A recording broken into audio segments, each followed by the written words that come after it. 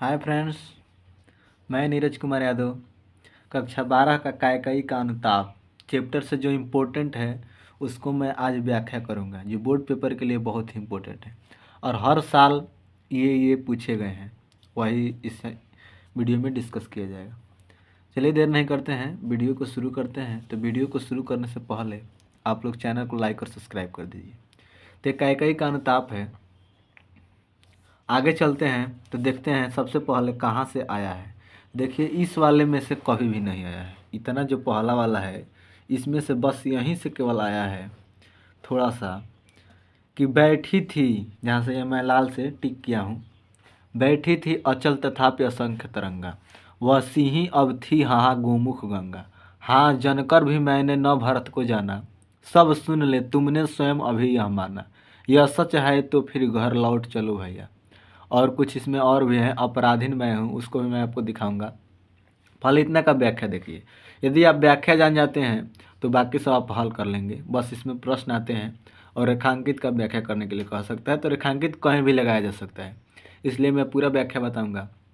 संदर्भ लिखना है तो संदर्भ यही लिखेंगे कि प्रस्तुत पंक्तियाँ हमारी पाठ्य पुस्तक हिंदी के गद्य के नहीं पद्य के कायकई के अनुताप नामक शीर्षक से लिया गया है और जो इसके लेखक हैं उसका नाम लिख देंगे। तो चलिए देखते हैं। बैठी थी अचल तथापि असंख्य तरंगा। अचल बैठी थी कौन? कैकई। कैकई अचल रूप से बैठी हुई थी, जिनके मन में असंख्य तरंगों की भांति प्रश्न उठ रहे थे। वह सिंही अब थी हाहा गोमुख गंगा। वही जो पहले सिंहनी की भांति गरज रही थी, अब गोमुखी गंगा की भांति बन गई थी। और कह रही है, कैकई बोल रही है, अब यहाँ ये लेखक अभी बताए, अब यहाँ पर कैकई बोल रही है कि हाँ जानकर भी मैंने न भारत को जाना। कह रहे कि हाँ मैंने भारत को जन्म देने के बाद भी मैंने उसे नहीं जाना, मैंने उसे नहीं पहचाना। सब सुन ले, सभी लोग सुन लो, तुमने स्वयं अभी यह माना। और हे राम, तुम स्वयं अभी इस बात को माने हो और कहे हो। यह सच है तो फिर घर लौट चलो घर भैया। और यदि यह बात सच है तो हे राम, तुम घर को लौट चलो। ये इसका व्याख्या होगा। आगे चलते हैं। आगे चलेंगे तो आगे दिया गया है इसमें, उसी में का है। तो देखिए, अपराधीन मैं हूँ तात, ये उसी में का है। ये आएगा तो वहाँ से लेकर यहाँ तक पूरा आएगा। अपराधीन मैं हूँ तात तुम्हारी मैया। कह रहा है कि अपराधीन मैं हूँ, हे तात तुम्हारी अपराधीन मैं हूँ। हे राम, अपराधीन मैं तुम्हारी अपराधीन हूँ। और दुर्बलता का ही चिन्ह विशेष शपथ है। और मैं कसम खाती हूँ, क्योंकि दुर्बलता के लिए तो कसम ही विशेष शपथ है, पर अबला जन के लिए कौन सा पथ है। और दुर्बल व्यक्तियों के लिए कसम खाना तो विशेष है, यही उसका चिन्ह है। लेकिन अबला जन के लिए कौन सा पथ है। लेकिन मेरे जैसे अबला जन, मैंने जिसके पास बल नहीं है, उसके लिए कौन सा पथ है, कौन सा दूसरा रास्ता है जिसके द्वारा मैं सच साबित करूं। तो इसलिए मैं केवल क्या कर रही हूँ, सौगंध खा रही हूँ। और वह सौगंध क्या खाई थी, यही कि मैं कैकई यदि मैं उकसाई गई हूँ कि मैंने इसलिए सौगंध खा रही है कि भारत ने मुझे इसके लिए नहीं उकसाया है, मैंने स्वयं उसके लिए यह बात की हूँ। मैंने कि 14 वर्ष का वनवास जो मांगी है, यह स्वयं अपने मन से मांगी है, भारत के कहने से नहीं मांगी है। इसीलिए कह रही है कि मैं इसके लिए अपराधीन हूँ, इसलिए तुम घर को लौट चलो और भारत को कष्ट मत दो। आगे चलते हैं। तो ये पूछा गया था। अब आगे देखते हैं। तो देखिए, यहाँ से पूछा गया है जल पंजरगत वाला। ठीक, कहा जा रहा है कि जल पंजरगत अब अरे अधीरा भागे, वे ज्वलित भाव थे स्वयं तुझ में जागे।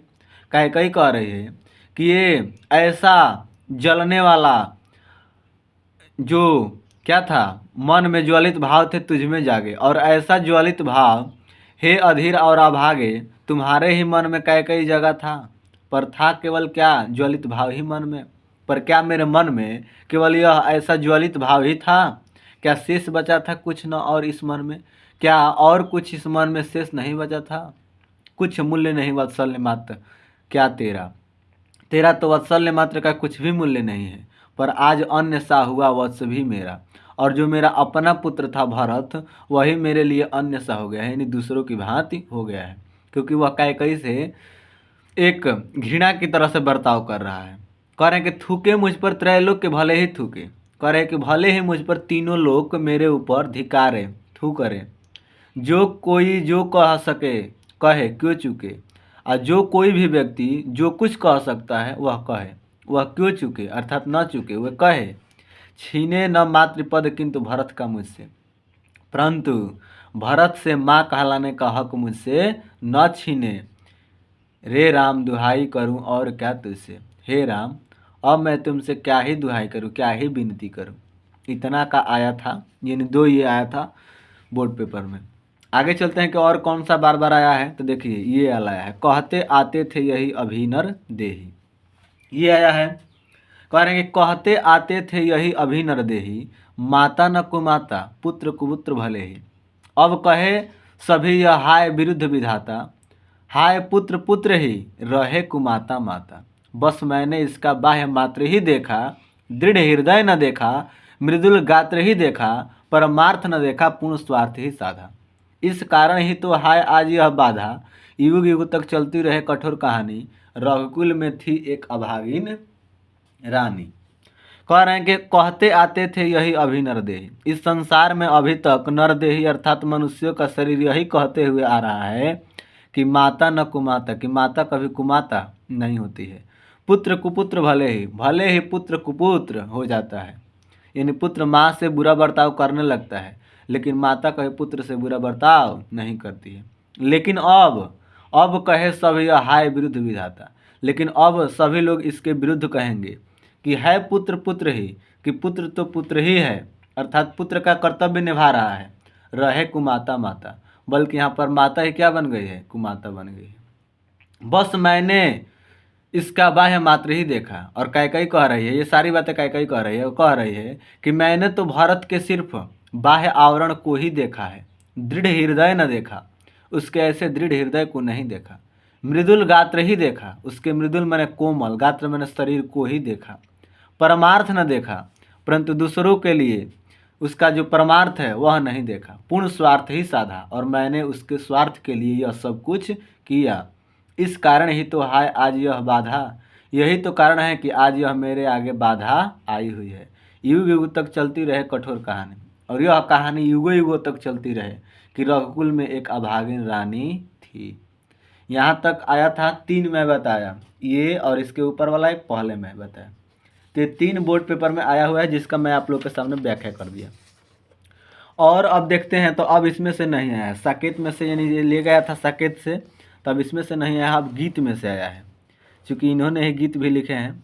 तो गीत में से देखिए क्या आया है, गीत में से यह आया है बोर्ड पेपर में, 2-3 बार आया है। देखिए उसमें का इम्पोर्टेंट था जो मैं बता दिया 3 जगह, और ये भी इम्पोर्टेंट है। देखिए नीरा की सखी एक खंजन है, मैं सिर्फ इम्पोर्टेंट इसलिए बता रहा हूँ ताकि आप लोग का बोर्ड पेपर बहुत नज़दीक आ गया है, और यदि इम्पोर्टेंट नहीं जानेंगे तो सब पढ़ने में बहुत दिक्कत होगी, और यही में से आएगा, फिक्स है कितना ही में से आएगा।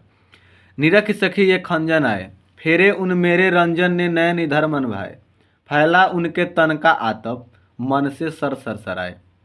कह रहे हैं कि हे सखी, यानी कि यहाँ पर उर्मिला कह रही है कि हे सखी, नीरा की सखी देखो, हे सखिया ये खंजन पक्षी आए हैं, ये खंजन पक्षी आ गए हैं, सखी देखो ये खंजन पक्षी आ गए हैं, फेरे उन मेरे रंजन ने नयन इधर मन भाए, ये इसलिए इधर आया है क्योंकि मेरे को रंजन करने वाले, मनोरंजन करने वाले लक्ष्मण अपने नेत्र को इधर घुमाए हुए हैं। फैला उनके तन का आतप मन से सर सरसराए, और उनके तन का आतप यानी कि गर्मी, और ये जो चारों तरफ गर्मी फैली है, उनके तन का आतप है, गर्मी है, मन से सर सरसराए, और सरोवर भी जो सरसरा रहे हैं, यानी कि प्रसन्नचित दिखाई दे रहे हैं। आगे इसी में का भी है, तो इसमें का है, तो इसको देखिए, कह रहे हैं कि घूमे वे इस ओर वहाँ, घूमे वे इस ओर वहाँ, ये हंस यहाँ उड़ छाए, और वे जिस तरफ मैं हूँ इसी दिशा में वे घूमे हुए हैं, इसीलिए ये हंस यहाँ उड़कर आए हुए हैं। करके ध्यान आज इस जन का निश्चय वे मुस्काए, और वे मेरा ध्यान करके आज निश्चित रूप से मुस्काए हुए हैं, इसीलिए फूल उठे हैं कमल अधर से वह बंदूक सुहाए, इसीलिए ये कमल खिल उठा है और अधर से यह बंदूक सुहाए, और उनके ऊँट के समान ही बंदूक का फूल सुहाए मन सुशोभित हो रहा है। स्वागत स्वागत शरद भाग्य से मैंने दर्शन पाए, नभने मोती वारे लो ये अश्रु अर्घ भर लाए। कह रहे हैं कि हे शरद ऋतु तुम्हारी स्वागत है, क्योंकि मैंने तुम्हारी वजह से अपने प्रियतम के दर्शन पा लिया है। नभने मोती वारे, आकाश उस रूपी मोती को नछावर कर रहा है, ये अश्रु अर्घ भर लाए, और नेत्र पूजा के जल को भर लिए हैं। अब इसके बाद जो इम्पोर्टेंट है वह दिया गया है, मुझे फूल मत मारो। ठीक, कह रहे हैं इसमें कामदेव को फटकारते हुए उर्मिला कहती है, क्योंकि उर्मिला विरह में है, मुझे फूल मत मारो मैं अबला बाला वियोगिन कुछ तो दया विचारो। कह रहे हैं कि उर्मिला कह रही है कि हे कामदेव मेरे ऊपर काम रूपी फूल मत फेंको, मैं अबला बाला वियोगिन, एक तो मैं अबला हूँ, बाला हूँ, और तीसरे नंबर पर वियोगिन भी हूँ। कुछ तो दया विचारो, मेरे ऊपर कुछ तो दया करो। होकर मधु के मित मदन पट तुम कट गरल नगारो। तुम तो मधुवन के मित्र होकर के, चतुर पट मन चतुर मित्र होकर के, तुम कटु तुम कड़वा गरल नगारो, विष को मेरे ऊपर मत डालो। मुझे विकलता, इससे होगी क्या, इसे मुझे सिर्फ व्याकुलता मिलेगी, तुम्हें विफलता और तुम्हें असफलता मिलेगी। ठहरो श्रम परिहारो, इसलिए रुक जाओ और अपने श्रम को छोड़ दो, परिश्रम को मत करो। नहीं भोगिन यह मैं कोई जो तुम जाल पसारो, मैं कोई भोगिन स्त्री नहीं हूँ कि जो तुम मेरे आगे ये जाल पसार रहे हो। बल हो तो सिंदूर बिंद यह हर नेत्र निहारो, यदि तुम में शक्ति है तो तुम मेरे सिंदूर बिंदु के जो शिव के तीसरे नेत्र के समान है उसको निहारो, मैंने देखो। रूप दर्प कंदर्प तुम्हें तो मेरे पति पर वारो, और यदि तुम्हें अपने रूप पर कंदर्प मैंने घमंड है तो तुम उसको मेरे पति के ऊपर नछावर कर दो। लो यह मेरी चरण धूल उस रति के सिर पर धारो, और लो ये मेरे चरण की धूल और तुम अपने पत्नी रति के सिर पर इसको लगा देना, क्योंकि वे मेरे चरण के धूल के समान भी नहीं है। अब ये दोनों आया था गीत में से बार बार बोर्ड पेपर में। एक और है लास्ट, वो है यही आता है इस मन में। कह रहे हैं कि यही आता है इस मन में, छोड़ धाम धन जाकर मैं भी रहूं उसी वन में। प्रिय के व्रत में विघ्न डालूं रहूं निकट भी दूर, व्यथा रहे पर साथ साथ ही समाधान भरपूर। हर्ष डुबाहो रोदन में यही आता है इस मन में। ये पैराग्राफ आया है बोर्ड पेपर में एक बार, इसलिए मैं इसको भी बता देता हूँ कि उर्मिला जी कह रही है कि मेरे मन में तो बस यही आता है कि मैं सारा धन और धाम को छोड़ करके उसी वन में जा कर के रहूं जिस वन में लक्ष्मण जी निवास कर रहे हैं राम के साथ। प्रिय के व्रत में विघ्न डालूं, पर फिर वो सोच रही है कि मैंने जो लक्ष्मण अपने व्रत किए हुए हैं मैं उनके व्रत में विघ्न न डालूं, उनके व्रत में बाधा न बनूं, रहूं निकट भी दूर, इसलिए मैं उनके निकट रहकर भी दूर रहूं। व्यथा रहे, मेरे अंदर कष्ट रहे, पर साथ ही साथ समाधान भरपूर, लेकिन साथ ही साथ में उसका समाधान हो जाए। हर्ष डूबा हो रोदन में, हर्ष मैंने खुशी हो लेकिन वह रोदन में डूबी हुई हो, यही आता है इस मन में। मेरे मन में बस अब यही सब विचार आते हैं। तो ये था इम्पोर्टेंट किसका गीत का और कैकेयी के अनुताप। दोनों चूँकि एक ही लेखक लिखे हैं इसलिए मैं दोनों में से जो भी इम्पोर्टेंट था उसको मैं बता दिया। तो वीडियो आपको जैसी भी लगी हो कमेंट में बताइए, और यदि आपको किसी भी सब्जेक्ट के लिए या किसी भी टॉपिक पर दिक्कत हो तो कमेंट में बताएं, उस पर वीडियो आपके लिए बनाया जाएगा। थैंक यू, जय हिंद।